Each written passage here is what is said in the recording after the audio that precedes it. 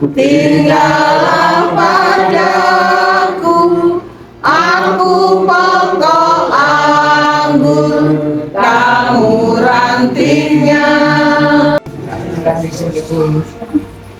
Mungkin Bapak Ibu, Om Opa kok beda ya dari Injil hari ini. Tapi yang kita ingat pada Injil hari ini adalah tentang duniawi ya, tentang pajak. Kalau hari ini tentang pajak karena duniawi itu untuk mengatur manusia. Dan manusia itu sendiri adalah gambaran Allah.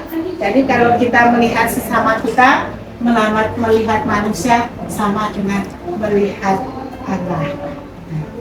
Kalau kita mengingat karena ini 17 Agustus, apa yang dikatakan Sugio Pranoto itu bahwa kita itu menjadi 100% orang Indonesia, menjadi 100% Katolik.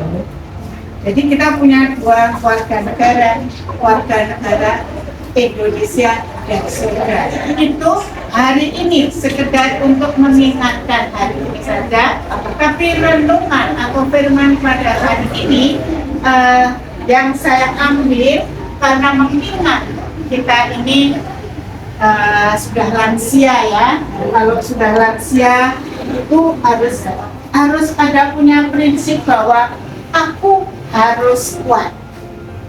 Kita ulangi apa? Aku harus kuat. Luar biasa. Karena menghadapi suatu kehidupan di dalam kehidupan sehari-hari kita itu kita sering menemui orang-orang yang kadang-kadang suka mengeluh. Bukan orang-orang ya, kita semua mungkin, bahkan saya pun juga seperti itu. Saya susah, saya sakit dan lain sebagainya. Dan kita juga jarang menemui orang, kalau kita bertemu dengan orang selalu mengucap syukur, itu pun juga jarang. Yang kita dengar biasanya adalah keluhan-keluhan. Adapun ada pencobaan yang bertubi-tubi yang kita rasakan, kalau sesama kita rasakan, banyak suatu persoalan yang belum selesai, persoalan yang lain datang lagi, atau pencobaan ujian iman itu datang lagi. Jika kita sedang mengalami hal seperti itu, kita harus katakan apa tadi? Aku harus kuat. Ya, selama kita hidup di dunia tidak ada macam persoalan, tidak ada itu tidak mungkin. Karena disinilah tempat persoalan itu. Kita harus kuat. Seperti dikatakan dari kepada jemaat Efesus itu, yang mengalami jemaat Efesus itu mengalami suatu goncangan iman. Maka Rasul Paulus berkata, hendaklah kamu kuat di dalam Tuhan. Kuat karena apa? Kuat karena kekuatan kuasa Tuhan ada di dalam setiap kita. Di dalam setiap pribadi ini ada kekuatan yang diberikan oleh Tuhan. Jadi jangan kita secara manusiawi sering mengeluh, apa yang kita rasakan di dalam kehidupan sehari-hari, ya. Karena kita tidak mungkin menghadapi suatu goncangan, menghadapi suatu pencobaan, atau menghadapi suatu persoalan yang kita hadapi, kita kenakan seluruh senjata. Tadi dikatakan kenakanlah senjata Allah supaya kamu bertahan melawan si jahat. Pemenang dan lebih menjadi seorang pemenang. Kalau pahlawan pada zaman dulu yang berani berkorban dengan melawan tantangan dengan segala macam, kita dari dulu kita untuk belajar sejarah bagaimana perjuangannya. Kalau kita ini juga apa sih yang dilawan itu adalah diri sendiri. Bagaimana kita harus menjadi lebih dari pemenang. Kita mengutamakan hidup kita hanya untuk Tuhan. Kita meninggalkan ego kita. Karena ego sendiri itu adalah sumber dari segala dosa. Kita hilangkan ego. Tidak mungkin orang tidak ada menderita. Justru dalam penderitaan itulah di suatu saat ada kemuliaan. Kalau kita melihat bagaimana pengorbanan Tuhan Yesus di atas kayu salib, luar biasa. itu untuk kita semua, untuk menebus orang-orang yang berdosa. Kita ini semua berdosa, ya, berdosa, ya, kita semua berdosa. Lalu senjata Allah itu apa? Senjata Allah itu adalah suatu kebenaran firman Tuhan, yang suatu firman Tuhan itu merupakan suatu senjata Allah. Tadi dikatakan yang ayat yang ke-11 saya ulang, kenakanlah seluruh perlengkapan senjata Allah supaya kamu dapat bertahan melawan tipu daya setan. Itu yang harus kita tekankan di dalam kehidupan sehari-hari. Dan firman Tuhan itu dipenuhi oleh Roh Kudus.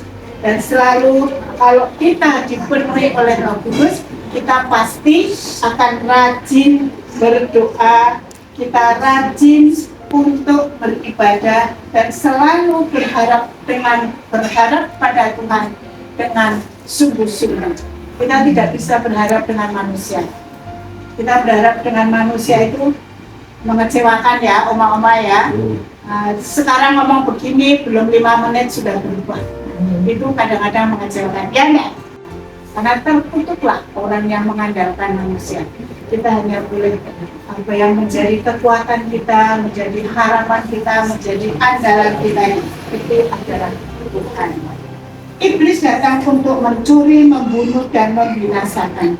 Lalu apa sih yang dicuri dari kehidupan kita masing-masing? Yang sering dicuri itu adalah sukacita. Di mana oma, opa, bapak, ibu kehilangan sukacita, itu akan muncul suatu rasa cemas. Pernah merasakan rasa cemas?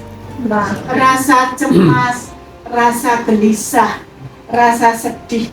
Itulah yang dicuri iblis, itu roh sukacita itu. Kalau di dalam kehidupan, misalnya dalam keluarga, iblis itu mencuri, membutakan, dan membunuh. Apa yang dicuri?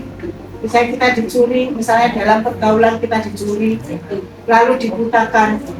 Mana yang benar, mana yang enggak, kita nggak tahu. Lalu buta rohani kita. Akhirnya kita dimiliki oleh oknum itu tadi. Saat jiwa kita itu diincar, ya, supaya kita itu ikut dia, gitu. Jadi kalau dikatakan orang itu perjalanan orang mati gimana sih? Ya namanya kita udah lansia, kadang-kadang kan suka ada takut mati, ya. Takut nggak? Sebetulnya ditakuti apa, ya? Kadang-kadang kita yang ditakuti itu kita berpisah dengan orang-orang yang kita sayangi, orang-orang yang kita kasihi. Kadang-kadang belum selesai persoalan, tapi kita sudah pulang. Itu yang menjadi kekhawatiran, menjadi ketakutan itu adalah itu tadi. Maka jangan sampai kita tercuri sukacita kita itu. Kita harus selalu dekat dengan Tuhan. Dan inilah yang dimaksud dengan Paulus, hendaklah kamu kuat. Hendaklah kamu kuat, sebab kalau kita tidak kuat, maka iblis membuat iman kita itu akan semakin lemah. Tidak suka berdoa, karena kalau orang merasakan suatu kegalauan, suatu kesedihan, suatu kesusahan, banyak persoalan, banyak ujian, kadang-kadang kita malas berdoa. Percuma saya berdoa, toh Tuhan tidak mendengar. Rasa-rasanya Tuhan itu jauh, apalagi sakit yang tidak sembuh-sembuh. Kadang-kadang kita juga seperti itu. Kok lama banget, ya? Aku sudah berusaha, tapi kok tidak sembuh-sembuh. Itu yang kadang-kadang timbul kelemahan seperti itu. Lalu kita malas beribadah. Untuk apa saya ibadah? Oh, kondisi saya seperti begini-begini saja. Pernah merasakan seperti itu? Pernah, ya. Suatu pengakuan. Ya. Lalu bagaimana supaya kita itu kuat? Kita harus hidup di dalam kebenaran dan harus selalu dekat dengan Tuhan. Kita harus dengan Tuhan, karena orang yang melakukan kebenaran firman Tuhan pasti selalu hidup dengan Tuhan, sehingga ia kuat dan mengalami suatu ketenangan di dalam kehidupan kita, apapun keadaannya. Karena yang dituntut oleh Tuhan dalam setiap kita itu adalah hidup benar. Jauh dari sempurna, kita yakin, kita percaya Tuhan ada di tengah-tengah kita untuk mengurapi setiap pribadi, sehingga firman ini boleh tertanam di dalam setiap kehidupan kita, agar kita semakin hari semakin mengasihi Tuhan, semakin hari kita akan mendapatkan suatu ketenangan, ketentraman, sehingga hidup kita akan berkenan pada Tuhan. Kemuliaan pada Bapa, Putra, dan Roh Kudus, seperti pada permulaan, sekarang, selalu, dan sepanjang segala abad. Amin.